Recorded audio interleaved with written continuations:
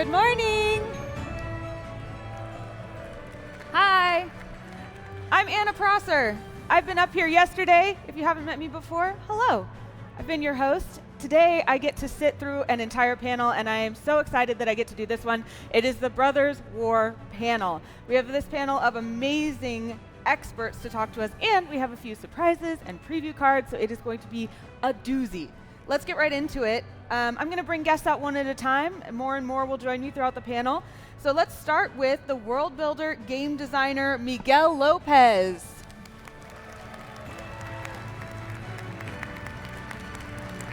Hi, Miguel. Hey. So Miguel, if people don't know you, can you tell us the story of how you came to Magic the Gathering? Yeah, sure. So prior to working at Wizards, I was an independent narrative designer, writer. I worked in radio, grad school, waited tables for like a decade, a whole bunch of different jobs. I was lucky enough to get an opportunity to write a couple stories for Zendikar Rising and Kaldheim.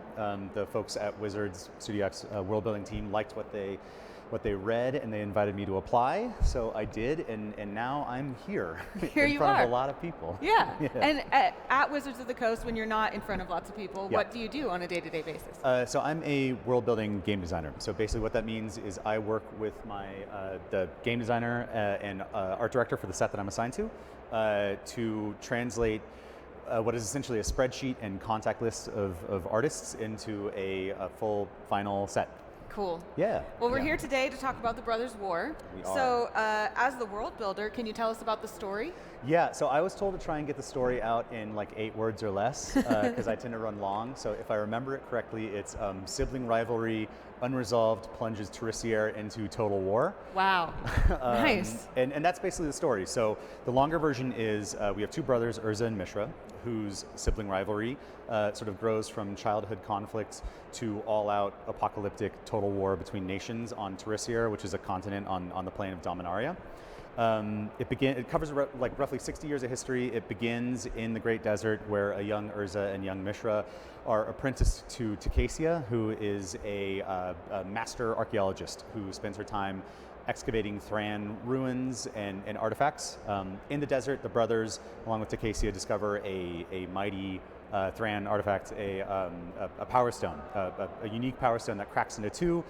Urza takes one half, Mishra takes the other. Urza names his half the Might Stone, and Mishra's the Weak Stone. Some stuff happens. Tacasia dies a tragic death. Mishra flees into the Great Desert. Urza retreats to the city of Krug in the kingdom of Yosha, or Yodia, however you want to say it. And then the story goes from there. So their adopted nations have been in conflict for a long time over a disputed border region called the Sword or Sowardi Marches. They're in the middle of peace talks. The peace talks break down. Both sides use war machines devised by the brothers to attack the other.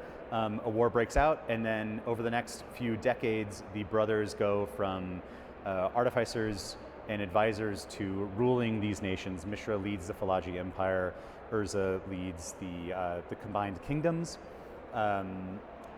Their arms race continues, the war continues, and eventually it takes it to the last sort of green place off the coast of Tarissier, the island of Argoth, where the 2 brothers meet in a climactic final battle, in which it's revealed that Mishra has been compilated by Gix, who is a Phyrexian praetor, who's been working in the background pulling the strings, engineering the conflict to essentially like prepare Dominaria for a Phyrexian invasion. Urza prevents this by detonating the Silex, which kills his brother Mishra, and has the side effect of lots of side effects, but eventually ends the war and plunges Tarissier into a dark age and an ice age in the next like millennia of Magic's history. That is so much. You said that happens over 60 years? 60 years, I think, is the course of the book. But Very well told. And also fitting that into 8 words was a work of art. How do you go translating a story that big into the game? Yeah, carefully and with a lot of work. So the Brothers War is a foundational text based on a foundational set. It's been told a number of times, but our team we didn't want to retell it, right? We wanted just to revisit it. It is, a novel has the challenge of focusing on a core group of characters, protagonists and antagonists that move through a very tightly written plot, right? It's a long book, but we have the advantage when we're making a set of having some like 300 cards across multiple components. So we have a ton more room to dive into the sort of, and this is not to denigrate the novel at all, but the spaces left by the novel, right? It would be a bad novel if it wrote about every single thing that happened. Our set, I think, is a good set because we get to investigate all those things that happened, right? The novel is told from the point of view of protagonists and antagonists whose names are well known, who have had cards of them in the past, who their stories continue. I think the way that we wanted to revisit the Brothers' War this time was from the ground up, as a chance to see sort of history, to position it as history as it happened, the stories of the people who were subjects to this history, to these moments, and not necessarily only the story of the legends who dictated the course of it. Mm-hmm. Now, I know that you brought a preview card to show us. We're very excited to see. Can you talk about that? I did, yeah. So the card that we're going to preview is here, behind. It's the Fall of Krug. So this is an example of, I was going to say, don't ask me to explain the rules. I'm like a bronze 3 arena player, so I would do a poor job of it. But this is a card that is sort of emblematic of the type of card that we wanted to show in the set, which is history from the ground up. And in this case, it is literally from the ground up. We're seeing a moment towards the beginning of the war where Mishra, the machine you see there is a dragon engine, where the city of Krug, which is the capital of Yosha, is attacked in a surprise attack, and it kicks off the sort of the first period of the opening days of the war.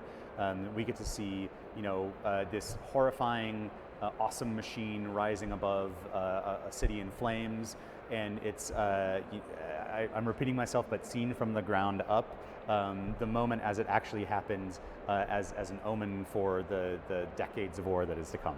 Wow, that's so cool. Now I want to bring out our next guest, but let's take a moment to thank Miguel Lopez. So much fun. And now, as we bring out our second guest, please welcome the game design lead for Brothers' War, Yoni Skolnik.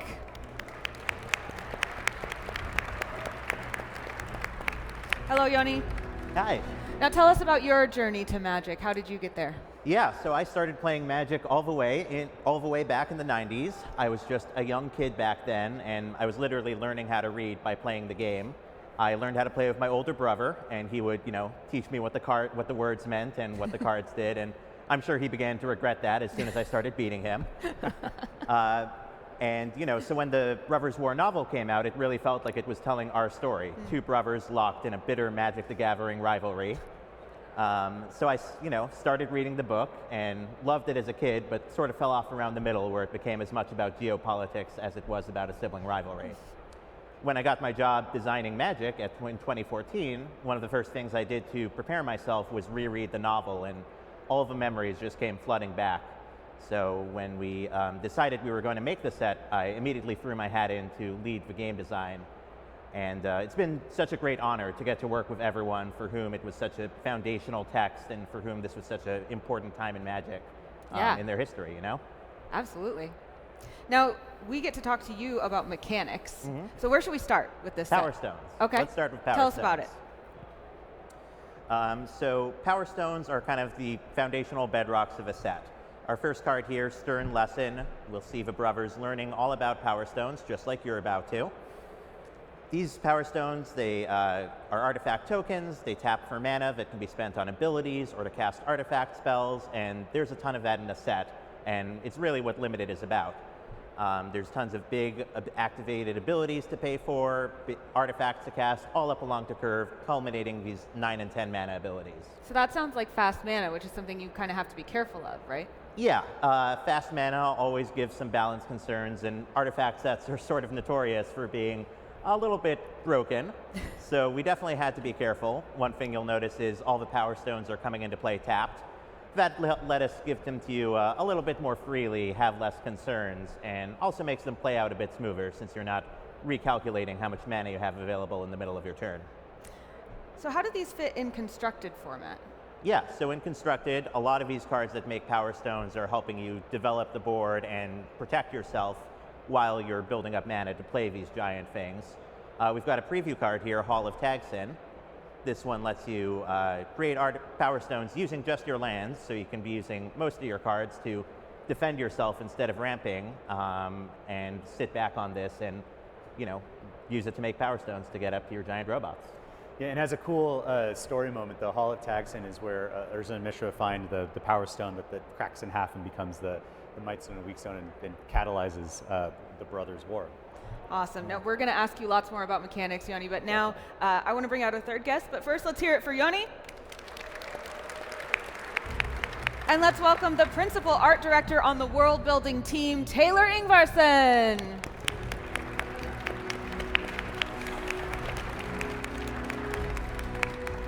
Taylor, tell us, how did you come to Magic? Oh, coming to Magic. Oh my gosh.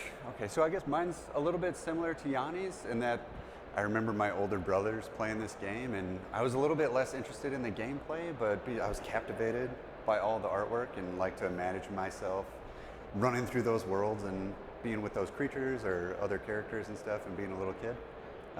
Fast forward a few years and the Theros block came out, and I was absolutely snake bitten by the amazing world building and the art in particular. And I told myself one day I was going to work for Magic, and lo and behold, here I am getting to work alongside brilliant and very passionate creators on trying to make the best Magic sets possible. Well, with this set, you are translating a huge amount of time. We were talking about this 60-year span and all of this time that goes by. How do you translate that into the game? Yeah, so working on Magic is always super fascinating because it's a non-linear story delivery device. So for this particular setting, with how long that time is spanned, we wanted to try and break it up into 3 different chunks or 3 acts to help sort of better follow like the different progressions of the brothers' lives. So in Act 1, everything's pretty pristine, everything's super nice. Dominaria, as is wont to do, we have amazingly huge and beautiful Thran artifacts, and we get to follow sort of the brothers as kids under the tutelage of Takesia, sort of just going through the caves and the great desert, studying all the Thran artifacts that they can do. This is probably the part where they get along the most. A little bit of brotherly quarreling, but not too much. But so far, everything's very, very peaceful. And this act will lead up to their eventual falling out that Miguel covered a little bit earlier. And then in Act 2, we fast forward a few years where this is really just where we cover the meat and taters of the entire conflict. So this is the height of the conflict. It spans a couple decades, and we're really starting to see evidence of this long, drawn-out war. We're starting to see trenches that just scar the landscape, smokestacks and industry in the background. Tank traps are filling up all the environments to try and slow down these amazing machines that Mishra and Urza are putting out. And we'll also be able to see sort of just evidence in the evolution of warfare for the boots on the grounds. So if we take the Warriors of Argive, for example, they end up using these big, heavy weapons, and all of their blades and tools end up looking like they're very inspired by prying tools or can openers, because all they want to do is try and jump on a machine, pry it open, and rip out that power stone to try and just dilapidate that thing. Because I can only imagine, I get so psyched seeing this artwork again. So much fun. Because all they want to do, I can't even imagine being like just a regular dude on the ground, and there's this huge mech coming towards us, like, what do I do? So that leads us up to Act 3, which ends up being, it'll take us to the end of our conflict. By this point, the mainland of Tertiaire is completely stripped of resources. It turns into this muddy battleground that is absolutely choked with smog from just decades of use in building incredible automatons. As you can see here, we'll see automatons and soldiers just really limping on their last leg. It's not a great place to be on Tertiaire at this point in time. But we didn't want everything to feel like, at least visually, like so dark, and I mean, it's dark thematically, of course, it's super cool, but we wanted to add a little bit of color into it. So we got to talking on what we might do to pop some color into this, and what we were really excited about was trying to show the degradation of power stones over time. So all this green and yellow and these little like beautifully dangerous embers floating around is sort of our attempt to try and pull in some evidence of just Power Stone degradation and sort of poisoning the air. This act is also sort of like outside of Tertiaire being totally stripped. This is where we're going to introduce the island of Argoth as well, which is an absolutely beautiful vista of jungles and oceans, and the brothers end up going there to get more resources. And I think I get excited about the Brothers' War in general, but this is where we really get to see sort of like a lot more kind of high fantasy introduced of tree folk and elves and sprites going toe to toe with these machines and just absolutely cleaving through them. Like, it's really cool, and I'm excited to get my hands on those cards, and I want all of you to have them too. We saw a flash of a card. We have the brothers that I think you can tell us about these cards. Oh yeah, right? So this is the brothers in Act 1. We get to see these two little goofballs working on a thopter together, and we'll come back later to where we try and sort of mimic their relationship between the acts of how they sort of feel about each other and what their emotional state is at that time. So this will come into play a little bit later also. Those little goofballs. Yeah, Just those two little goofballs. They're fine. Just a little spat. There's also something special about the basic lands in this set. Can you tell us about that? Yes, absolutely. So the set's about giant robots. So what better to do than have 10 basic lands that are filled with these giant mechs that are going across the continent. And I want these really bad. They're gorgeous. Yeah. Now, looking at all these cards, I want to take a second to go back to you, Yoni. Mm-hmm. I want to talk about mechanics, specifically about prototype. Tell us about that. So speaking of these giant mechs, that was always going to be a huge aspect of the set, and the main mechanic we're using to represent them is prototype. Prototype is inspired by a mechanic like Kicker, so let's see what the cards look like. And you can see these robots are pretty darn gigantic. Prototype lets you cast them at a lower cost with smaller power and toughness, and that's a really important way for us to get these cards into your deck. A lot of games of Magic don't go to having 9 or 10 mana, so having these with a cheaper option available is really important for the gameplay. Another nice thing that's with these being more of a reverse kicker is that we really get to highlight the big creature aspect of these cards. And it also has gameplay implications, like if these die but you use a reanimation spell to bring them back to the battlefield, they'll come back as the big side, which is something we could never do with Kicker. Also, a thing we knew we wanted to do going into the set is to have all our artifacts be colorless. Colored artifacts is something we've been doing more recently in Magic, but we wanted to have a bit of a retro feel, so getting to be able to use the artifacts at least somehow with colorless mana as that original intention was important to us. But for game balance purposes, it's important that not to have so many colorless cards that the colors start to lose their meaning. So Prototype gave us a great way to let you need to have colors to unlock the full power of the card while still having the big option available to you in a way that's reminiscent of the Eldrazi for people who are familiar with the sets with those. We do have another card. We are gluttons for cards. We want to see them all. And this one, I believe, is a rare, right? Yeah. Let's so see here it. we have Arcane Proxy, a mythic. A great thing we loved with Prototype is the ability to care about power and have it matter in a different way when you cast for different versions. So for 3 mana, you can get this as a little 2-power creature that'll let you cast a 2-mana spell, snap it back if you will. But later in the game, you'll be able to cast it for 7 and get something back that's a lot more impactful. Awesome. Thank you all so much. This has been so exciting. We are ready to bring out our next guest, but let's say thank you to Taylor. Taylor, thank you so much. And now we would like to bring out the Global Brand Marketing Manager, Light Humphreys. Welcome, Light. Magic 30. Now, Light, tell us about your background. How did you come to Wizards? What do you do? Yeah, so I started playing Magic in the original Kamigawa block, so people are fairly familiar with Kamigawa now. So about 20-ish years ago, my first booster pack was the original Ravnica, and I opened my favorite card, which was Niv Mizzet, so I was very happy with that. Yeah, so made a really windy road through various other gaming companies and finally made it here, which is a dream come true. So for people who might not know, what does a Global Brand Marketing Manager actually do? Yeah, so that one's a little bit, it's a fairly nebulous job title. I feel like the easiest way I've found to explain it to people, it's not 100% accurate, but it's basically everything that isn't the card game itself. So all of the art that isn't in the cards, I work with teams for those, the key art, the art that you see on the tables out there for Brothers War, the trailers, the teasers, debuts, building worlds, things like that. I work on all of that stuff. I even worked on some stuff here at Magic 30. So. Cool. Now, part of your job is kind of just sharing the story of the Brothers War far and wide. So how did you go about doing that in this case? Yeah, so we're trying to find a lot of different ways that people can interact with the story. We obviously have the webisodes that you can see on the Magic the Gathering website.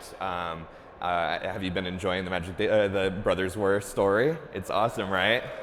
So good. So we're finding other ways to get that story out there. So, you know, we've had the cinematic trailers before. We have the building worlds, which is a new thing we started with Kamigawa. It's really important to me to find ways to get the story out there for as many people. I'm a huge fan of the story, so really trying to find more and more ways to get those out there. I know you also brought a preview card for us. Can you show it to us? Tell us about it. I did, yeah. So we have a preview card for you here. This is the Temporal Anchor. So this is the time machine Teferi gets into that Saheeli made. And I'll pass it over to Yoni to give you a little bit of breakdown for it. Yeah, so I said we didn't have any colored artifacts in the set. I was lying a little bit. This is our one exception because it's from the present timeline, and there's just a few cards in the set that are showing how the past of the Brothers War interacts with the present story of Phyrexia. So I'm a huge fan of this card. It's really telling you about scrying cards to the past and then getting to interact with them, just like the machine does in the story. Yeah, thank you, Light. This is good because, Yoni, I wanted to ask you about Unearth. Mm-hmm. How is that used? Let's get to Unearth. Yeah. So speaking of going to the past and getting things back, one aspect of the story that we knew we wanted was to cover how early on in the story the brothers are uncovering Fran artifacts. And so I think we have a card to show here, Takeshia's Amulet, which really gets to how the brothers early on, as they're at Takeshia's archaeology camp, are finding these huge Fran artifacts and learning about artificy through them. Later on in the story, when the war has gotten to its peak point and things are a lot more dangerous, the Unearth represents salvaging it from the war effort for one last strike. In Shards of Alara, Unearth was originally from Shards of Alara. We brought it back here just for artifact cards to represent that story. Also, it's an ever great place to get those color-mannered requirements on artifacts that we wanted. So in Limited, Unearth is providing a lot of value to aggro decks to stay competitive with those Power Stone ramping decks late into the game. For Constructed, I'm a big fan of this Phyrexian Dragon Engine card we've got here. It lets you get value from the graveyard, which is something I always want, but does in a very aggressive way. Also, you might notice at the bottom there it says melds with someone. We'll put that aside, but that's a topic we'll unearth later on. Oh, all right. We'll come back to that. Then, Light, let's go back to you. Can you tell us some other ways that people might want to interact with the Brothers War? Yeah, so outside of the main set, there's going to be many other ways that you can interact with Brothers War. There's the pre-release kits, there's the commander decks that you saw on Game Nights Live here on this stage on Friday. So you got to see all of the commander cards there. So there's going to be a lot of ways that you can interact with Brothers War outside of just the main set. And we have some commander cards also that you can find in set boosters. And I have a preview for one of those. Yay! Right here. Mm-hmm. Let's see that card. There it is, named after the set. Yeah. This is an awesome card designed by the Commander team and put into the set boosters. It's just like a little bonus for Commander cards that didn't quite fit into the deck and didn't quite fit into the main set. And this is just such a wonderful design that really captures the 3 acts of the story. That's really cool. Mm-hmm. And since we're back talking to you, you mentioned meld. Has it been long enough? Can we talk about meld? Yeah, so meld is one of my favorite mechanics. It appeared previously in Eldritch Moon on 3 pairs of cards, and here we've got it on another 3 pairs of cards. Actually, one of the original seeds for us doing this set was Aaron Forsyth, Vice President of Magic, remarking that he would love to see us do an Urza transform card in a similar way to the transform cards we did in Origins. And that ended up with what we have here. Urza being a huge old walker planeswalker with the prettiest eyes. Mishra is our second meld pair, fully combining with the machines. And another thing that's great about meld is just it gives us all this extra room to do this awesome art. Yeah, my jaw dropped the first time I saw the Urza card. It just, between the art and I think it's 5 abilities on the Urza card or something like that, insane. I was so excited that we got to show that off at the beginning of the set. Yeah, these cards in particular are super fun in the sense that like we tried to do it. It was exciting for me, at least on the final stages here in Act 3 of Urza and Mishra. They're both facing each other, and they're both lined up the same way that they are in the artwork where they're both working on the Thopter. So if you want to, you can put them together and see where it begun. It was so bright and cheery, and to their tragic end where they're trying to destroy each other. Yeah, so Urza and Mishra have these stories that made perfect sense for meld, but we didn't want to leave Green out in the cold. So conveniently, Green has a character just as epic as Urza and Mishra in this story, worthy of this amazing treatment. So here we've got Titanium melding with the land of Argoth to become an incarnation of the goddess Gaia. Gorgeous. I love that one. Now, we have a big surprise. It's kind of one more before we do have a Q&A, so be thinking of your questions. But Light, why don't you present this last big surprise for us? Yes, I am so excited. I've been waiting months for this. I have one more surprise for you, so let's take a look.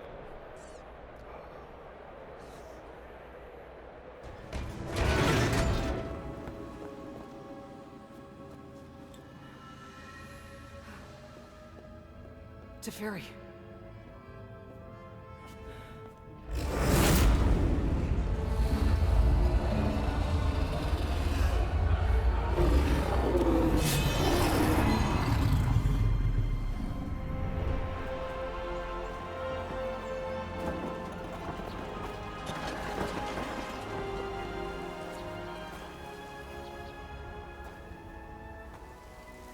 I've spent my entire life learning about time.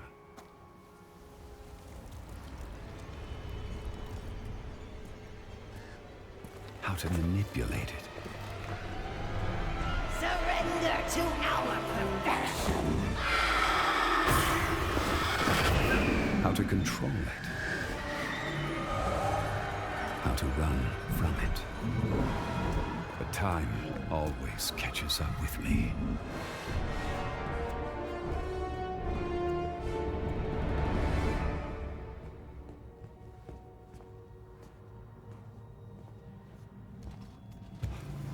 Were you followed? There are sleeper agents everywhere. Yes, Teferi. We are everywhere. And you will surrender to our perfection.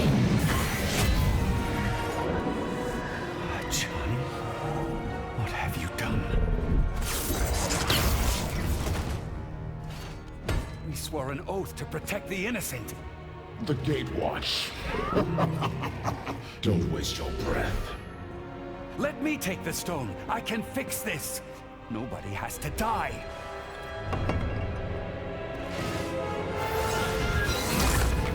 Running, dodging, hiding. It's what you do best. But where has that gotten you? I tried to save my people. I tried to save Dominaria. Phyrexians did not destroy your home, Teferi. You did.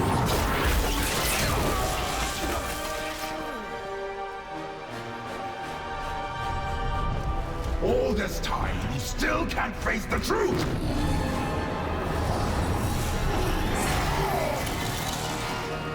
You are a coward! Enough. This ends now!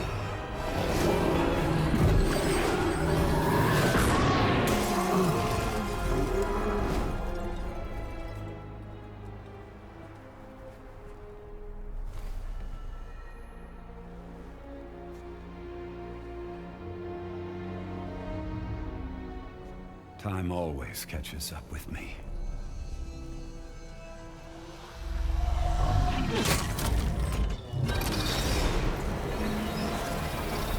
Now, it's time to face it.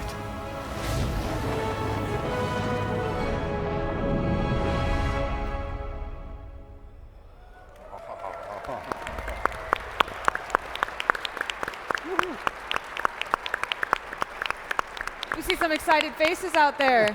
You guys are excited as well. Anything you want to say about the trailer before we get to Q&A? Yes, that was amazing to work with. We have such a fun team. Kudos to them. It was really cool getting to see two Planeswalkers fight for the first time in cinematic 3D, and getting to see these spells cast for the first time. You saw Johnny cast Lightning Helix there for the first time, so we had to figure out what that looks like and what that sounds like and all of that stuff, and seeing what Teferi's magic looks like. So it was such a blast to work on that trailer. Cool. I want to say thank you, Light, before we move on to Q&A. Thank you so much, Light. And now we are going to get to Q&A, so if you have a question, you can line up behind this microphone here. A few reminders, just make sure that you keep your questions kind of brief. We want to answer as many questions as we possibly can. Keep your questions to the topic of this panel, which is the Brothers' War. So make sure your question is about the Brothers' War. We will try to answer as much as we can, but if there starts to be some cagey answers, it's probably because there are some things we just can't talk about. Sorry about that. With that said, let's go ahead and start with the first question. Hey guys, thanks for coming here and sharing your time and energy with us. I know you guys have all said you're just as excited to get your hands on these cards as we are. So what archetype, color pairing, or single color are you most excited to draft and play with?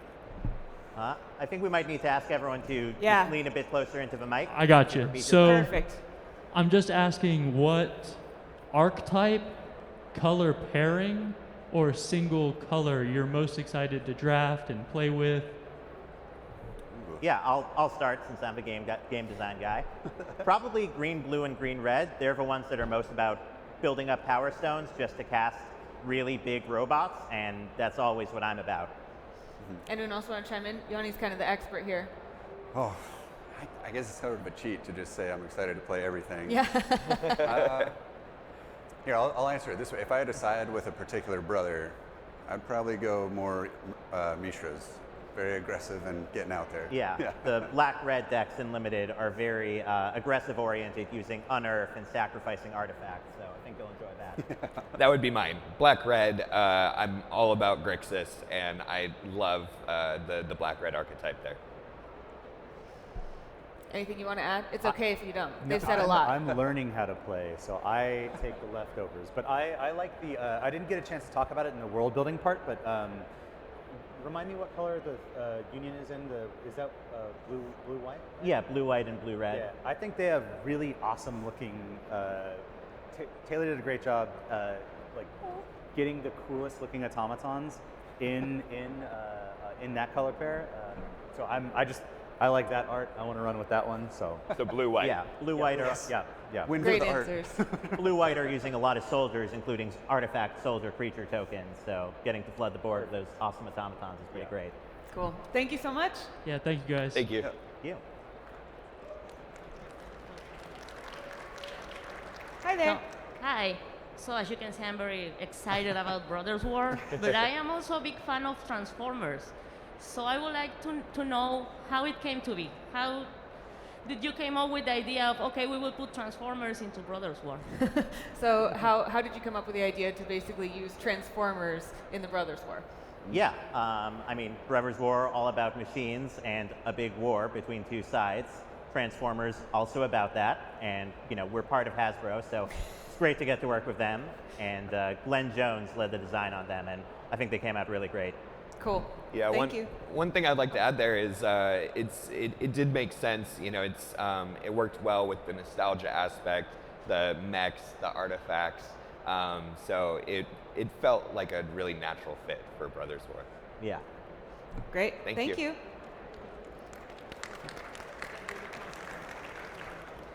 Hello, everyone. Okay. I was curious about the trailer specifically. Was that all done in-house, or was there a separate division that was doing that? And does Wizards plan on having an in-house 3D team? You're asking about the trailer, so it was a little hard to hear. I am, yes. Yeah. The trailer. So that's usually put together with, we have an internal marketing team of which I'm a part of, who helps with the scripting, helps with the whole process, but that most of the cinematics are made with other agencies that we work with outside of. Okay, cool. Yeah. Very cool. Thank you. Thank you. Hey, hey coworkers. So I have a question for Yoni. What is your favorite meld card and why? And which one was the most fun to work on? Sorry, Your could you lean favorite in? meld card. Your favorite and meld why? card. Probably Titania. I'm just a green graveyard player at heart. So getting to load up the graveyard with lands, bring them all rushing back, and if your Titania gets answered, you may have had some other Argoths in there, and you can just get to making more bears. But which one was the most fun to work on? They were all so much fun to work on.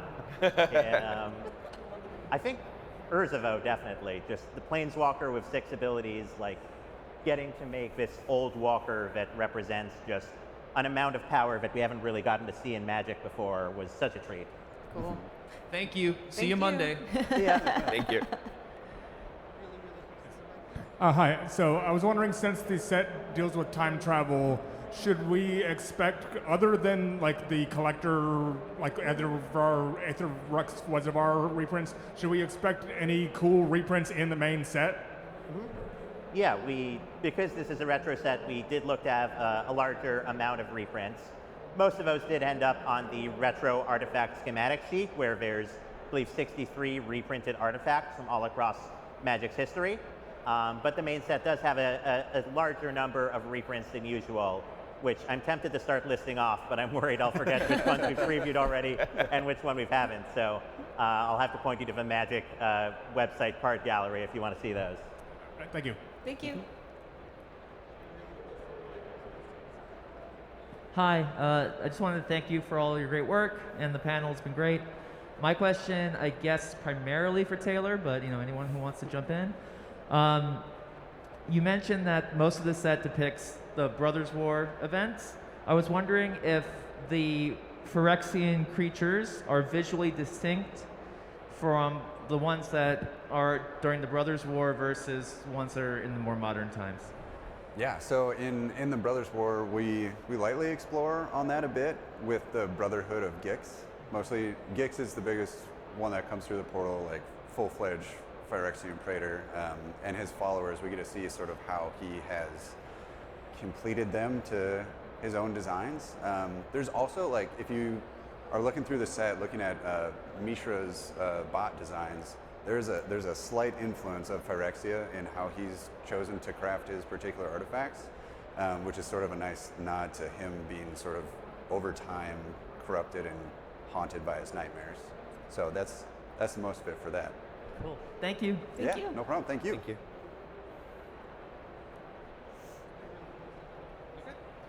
All right, really excited about the return of bears, and wanted to know how they fit into the overall story, and if there's any more bear cards in the set.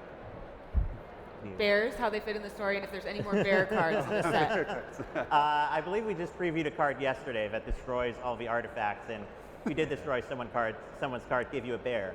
I believe there's one more bear card we haven't previewed yet, so look forward to that. Yeah. Hands for bears. Thank you. Thank you. Thank you.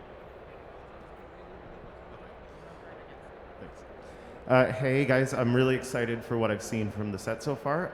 I was just wondering, for each of you, what's the one thing that you're most proud of that you did for this set, or if you can't say that, what you're most excited for people to see? Ooh, cool question. Yeah, most proud of. I mean, for me, it's something I walk through is just those giant robots, like 10 mana, 10/10 and limited that you can actually play out there is what I'm all about, you know? Well, I was lucky enough to get a chance to write the story, so that is what I'm most proud of, working with Jay and with Reinhardt, the co-author on that. To see it out in the world is surreal, and to see it so positively received is doubly so. So, yeah, that's something what I'm most proud of. Yeah, I think for me, I think this was my first time trying to. Miguel hit on it earlier when he walked out here earlier, but being able to take like a beloved novel and translate that into a Magic set, like taking on the Brothers' War was in itself just incredibly exciting. and it allowed us to stay true to the novel, but then like as Miguel said earlier, like expand upon it in the way that we wanted to just really explore out the world that was that, and then give some more light to the characters and other people on the ground. So I thought it was a really, really fun experiment or experience, and hopefully get to do it again. So I think for me it'd be the cinematic. It's just so cool. I'm so happy I got to work on that. All right, thank you. Thank you. Hi guys. So I've been playing for a long time, and it's really exciting to see cards of characters that I've known for like 20 and 30 years. And so, outside of like a commander set, how was it actually creating cards for characters that have been around for so long in an actual main set, other than just like tertiary kind of connective sets? How was it putting these characters in a main set when they've been around so long and they're so well known and beloved? Is that a good translation? Yeah. Yeah, pretty much, yeah. I mean, the first part is just by reading the story, really immersing ourselves in it, and thinking about what the story and the art is going to look like, and making sure that it's not just getting the game mechanics right, but hitting on all levels. Also, part of it is just making sure that the set around it all makes sense. So many of these characters are artificers, and so getting the set to be all about artifacts and really pay that off kind of naturally led into these characters having resonant cards that make sense. Yeah, I think for me, there's I felt some pressure around trying to design up Urza and Mishra through the 3 different acts, like 2 just huge pinnacle characters in Magic's lore, and also the events of like the Silex going off, which sets up Dominaria that everybody knows now today. But it was really great to sort of just try and play with their personalities and try and have that come through so people would recognize them through the 3 different acts. Urza's always kind of been staunch and like very authoritative, and Mishra always had, every time he's depicted, has sort of this 90s bad boy vibe. So really trying to keep that going through everything, and I don't think I've looked back at that many haircuts from that time ever until now, which was, I forgot what we looked like back then, but it was really great to bring those 2 to life, I think, so. Yeah. All right, thank you so much. Hi, this one's for the lore team. So what's the biggest challenge working on a nostalgia set like this, where the story was written 30 years ago, people have filled in the blanks in the time since, and so how do you work with that and expand on what you think that they know? Yeah. I mean, you kind of described the challenge right there, is that there's 30 years of established lore and canon to work in. I worked really closely with Jay and Ellie, who's kind of our living lore Bible. I had to read the novel, I think, 4 or 5 times over, and then it's a matter of sort of finding where there is compelling story that is left to tell. And for me, it was a combination of sometime after the novel, and sometime in as I said in the panel, in sort of the gaps in between the major plot points of the story. There is, once you have the what am I trying to say? Once you have the canon law that you can't contradict, the sort of the truths about the story that pushing too hard against them doesn't make it fun anymore, but makes it contradictory and confusing. Once you have those lines set, it was actually pretty easy to find places to write, because the novel covers 60 years of history.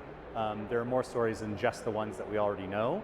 And so that's why, after we got everything set, after I read it a number of times, had my annotated copy, it became pretty easy to find stories, things that I thought were compelling moments of this history that I wanted to see, and a little bit beyond as well. Thank you very much. Thank you. All right. Good morning, everyone. Morning. Good morning, everyone. My question involves how do you guys capture the flow of time within rules text, flavor text, and card art? Yeah. That's a great question. how do you capture the rules of time in, you know, flavor text, card text? How do you capture all of that? You were talking about this being a non-linear medium. So how do you capture that progression of time? I think you were talking about that, Taylor. Yeah, so for just the Brothers War story, the main story, the acts are going to do a lot of lifting there of just those visual cues. As far as Teferi's shenanigans, there's a few choice cards in there where we're really trying not to depict him necessarily directly in that time period, but more through the use of his magic and whatnot. So the focus there is really just trying to, I guess, lean on the different vibes of each section of the story between pre-war, you're in the heart of it, and then the tragic conclusion where we can really turn up and turn down those visual cues for trying to get those elements and moments of the story across. Does that answer that question? Yeah. Anyone else want to add anything story-wise? You go ahead. Okay, I was just going to say that like magic is a really as a writer first, like magic is a really interesting way of delivering story, because it's a non-linear storytelling medium, and it happens in like you have the space of the card and the name, the art, and the flavor text to tell a story. So working really closely with Taylor to develop that like visual language of what early war, mid-war, and post-war looks, or in game into post-war looks like. It's our hope that we're consistent enough across all of our motifing to like have that to deliver that story in a non-linear fashion that is easily recognizable when you're seeing it, when you're playing it. Yeah, for the most part, I get to let these guys do the heavy lifting and just worry about the gameplay, but there's some ways in which making sure the game is aware of the narrative is important. For example, green and black in this set are often represented by Argoff and folks on the side of Gix. And those are more malevolent force, Gix is a more malevolent force, and Argoff is defending itself from all of its attacks. And so it made kind of sense for those colors together, green-black, to focus on the graveyard. So there are some ways in which we made sure that the colors fit into the narrative. And there's also, I'm really excited about this question. There's also like other markers that you can see, because if you've read the book at all, like, Krug gets destroyed in the early part of the war. Argoth doesn't show up in Act 1 or 2. I don't believe it shows up in Act 1 or 2 because it's not a place that the brothers go to or the story goes to until the end of the war. So there are also these markers as well for like folks who are really into the lore. I think we are very consistent in this set about, we're very good about keeping the things that exist in the different acts in the acts that you'll see when you're playing with the final card set. Fun Thank question. you very much. Thank you. Thank you. Thank you. One of the preview cards you had Unearth as a white ability. Do we expect to see more of that in this set? And how did you reason doing that? Sorry, which ability? Unearth. Unearth. Yeah, there's a lot of Unearth in the set. And yeah, we had it always on the table as one of the things we thought about putting in the set because it's so well captured via archaeology. And yeah, I'm really excited to see all the Unearth cards we have. Are we gonna see more of it in like white? I think that was a part of the question. Yeah, there are a few more Unearth cards in white, including a mythic one. I'm very excited, so look forward to that. Thank you. Hello, good morning. Thank you so much for your time. I just had a question, I guess mostly for Yoni. Maybe Taylor, you can answer this as well. For people who are drafting this set in a couple of weeks, what kind of removal can we expect? What kind of removal? Pretty typical removal for limited, but with a lot more artifact removal, which is very powerful here since so many of the big threats are these big robot creatures. It's always a kind of tough line for us to ride for limited when we're trying to push these more powerful, high mana threats of we want to give you good enough removal so that the game's not over once they're out there, but also not so powerful that it doesn't make sense to go to those higher mana costs. Thanks. Thank you. Morning, everybody. Morning, everybody. Art direction question. What was the inspiration behind the 3 eras of mechs you decided to use? They also look really cool. The 3 eras, is that what you said?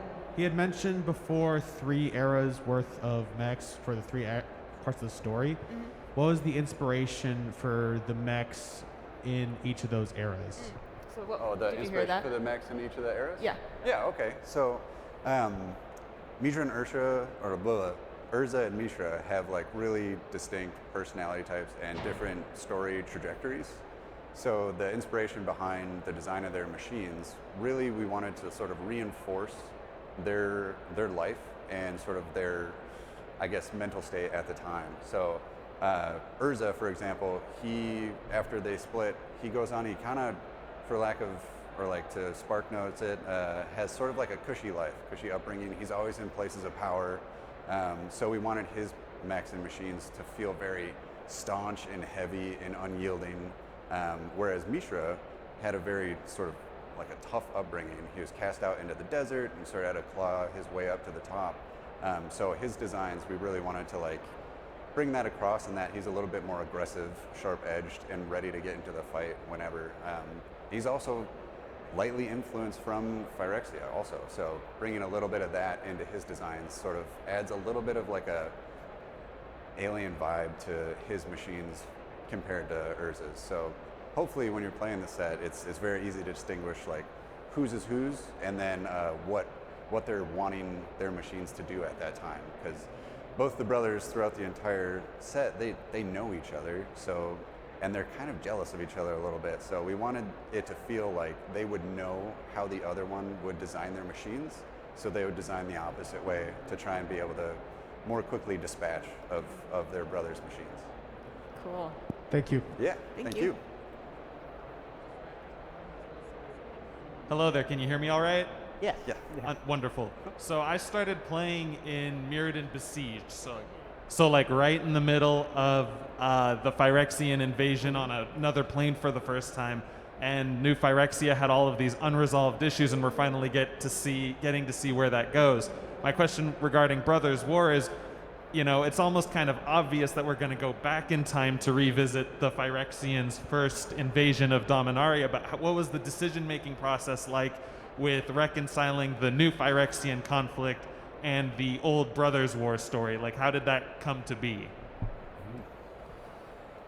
A bit of it was necessity, right? The positioning in the set.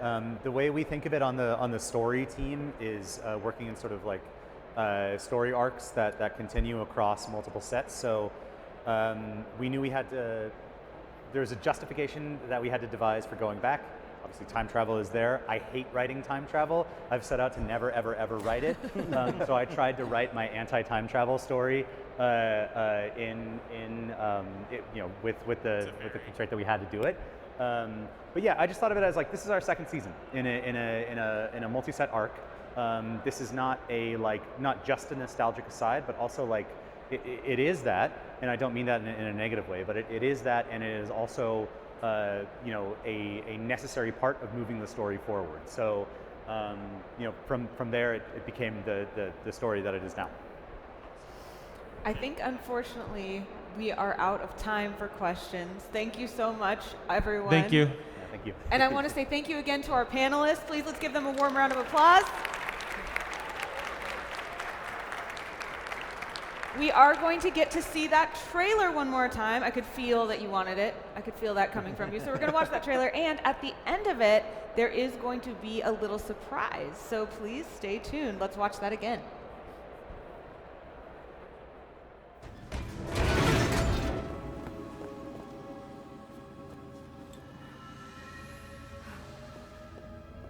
Teferi.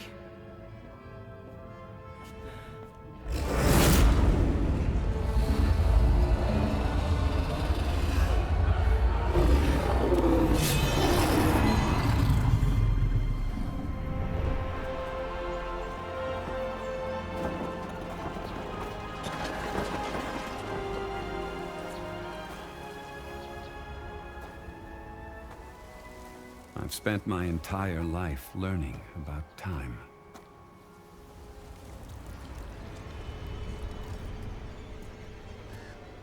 How to manipulate it. Surrender to our perfection. How to control it. to run from it. But time always catches up with me.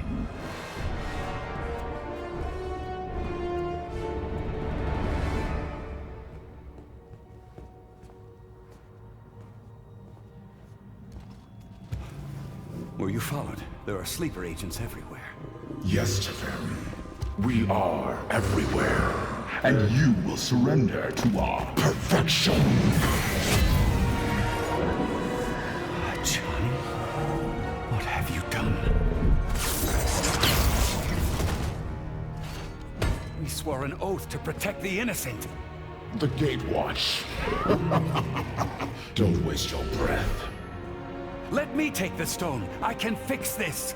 Nobody has to die.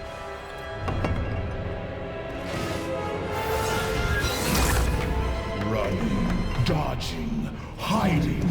It's what you do best. But where has that gotten you? I tried to save my people. I tried to save Dominaria. The Phyrexians did not destroy your home, Teferi. You did.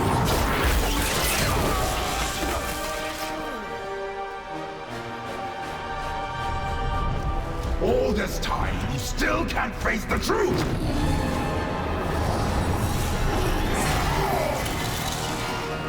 You are a coward!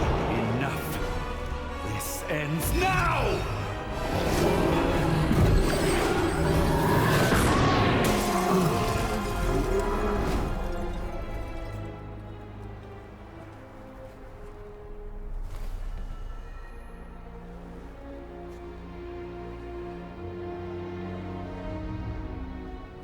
Time always catches up with me.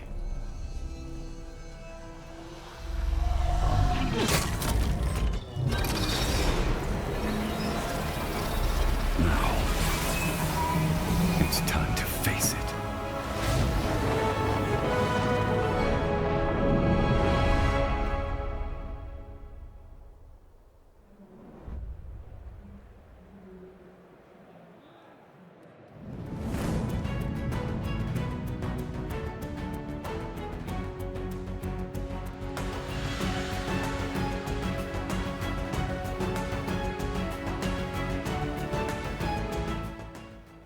Philadelphia! MagicCon! We're so excited. I heard a lot of excited guests in the audience as well, so we'll see you in February 2023 for MagicCon Philadelphia. Thank you for coming to our panel. We'll see you soon.